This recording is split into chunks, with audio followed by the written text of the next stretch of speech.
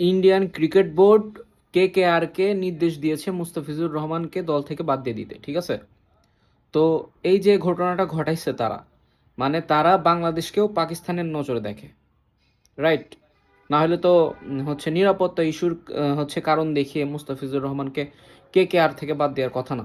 তো এখন এই মুহূর্তে বাংলাদেশের করণীয় কি, বিসিবির করণীয় কি? বিসিবির এটার বিরুদ্ধে নিশ্চয়ই কোনো স্টেপ নেওয়া উচিত। বাংলাদেশের প্রত্যেকটা টিভি চ্যানেল থেকে IPL-কে বয়কট করা উচিত।